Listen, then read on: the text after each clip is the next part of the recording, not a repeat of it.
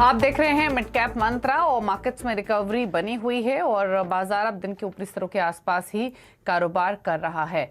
तो फिलहाल मार्केट में जो बायस है वो पॉजिटिव होते हुए और डेज हाईज पर ही मार्केट आ चुके हैं। इनफैक्ट अब 17,965 के लेवल्स देखने को मिल रहे हैं, यानी 18,000 के बेहद नजदीक अब निफ्टी पहुंचते हुए। मेटल, पीएसयू बैंक्स, आईटी पूरा सपोर्ट आज के सेशन में दे रहे हैं। लेकिन आगे बढ़ेंगे, कुछ और खबरों की ओर बात कर लेते हैं। बायबैक टैक्स से कंपनियों को बजट में राहत मिलने के आसार कम हैं। सूत्रों के मुताबिक टैक्स देनदारी कंपनी के बजाय शेयर होल्डर्स पर शिफ्ट करने के सेबी के प्रस्ताव पर वित्त मंत्रालय सहमत नहीं है। सेबी ने डिविडेंड इनकम के तर्ज पर बायबैक की प्रक्रिया में भी टैक्स का बोझ कंपनी के बजाय शेयर होल्डर्स पर डालने की मांग की थी। और डिटेल्स के साथ आलोक प्रियदर्शी हैं। आलोक, बताइए। देखिए, शेयरों के बायबैक की प्रक्रिया के दौरान जो टैक्स के मोर्चे पर, कैपिटल गेन टैक्स के मोर्चे पर कंपनियों और फर्म्स को राहत दिलाने को लेकर जो सेबी ने प्रस्ताव वित्त मंत्रालय को भेजा था, उस पर फिलहाल सहमति बनती हुई नहीं दिख रही है। सीएनबीसी आवाज को सूत्रों से जानकारी मिली है कि जो सीबीडीटी है उसने इस पर दो तकनीकी वजहों से हरी झंडी देने से इनकार किया है। पहला तो ये कि जब विदेशी शेयर होल्डर होगा, ऐसी सिचुएशन में अगर बायबैक होता है तो खासतौर से जो अलग अलग देशों के साथ जो टैक्स ट्रीटी होती है उसकी वजह से टैक्स की वसूली करने में काफ़ी दिक्कत हो सकती है।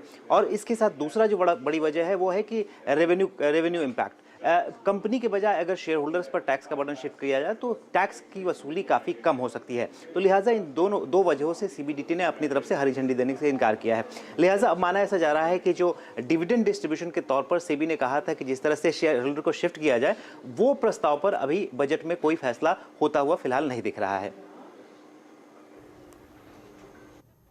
ओके, चलिए, शुक्रिया आपका आलोक ये डिटेल्स बताने के लिए। तो जैसे आलोक ने बताया कि सेबी ने कंपनियों को राहत देने के लिए प्रस्ताव भेजा था, लेकिन हो सकता है कि इस पर कोई डिसीजन इस बार के बजट में ना लिया जाए।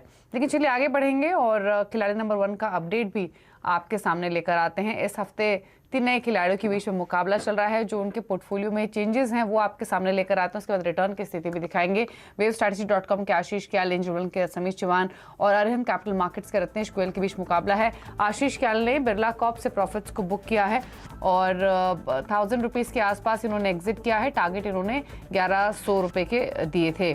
इसके अलावा अगर आप देखेंगे पोर्टफोलियो में तो एक रत्नेश गोयल ने बाटा से एग्जिट किया है। ये इनकी एक सेल कॉल थी। 1420 के नीचे की तरफ टारगेट थे, लेकिन 1556 पर इन्होंने एग्जिट किया है। 1600 के इनके स्टॉप लॉस थे। तो ये है फिलहाल रत्नेश गोयल का पोर्टफोलियो। अब दिखाते हैं रिटर्न की स्थिति। रिटर्न की स्थिति के हिसाब से अगर देखेंगे मुनाफे के मीटर में तो तीनों ही खिलाड़ियों के बीच में लीड कर रहे हैं आशीष क्याल 15.25% के रिटर्न के साथ।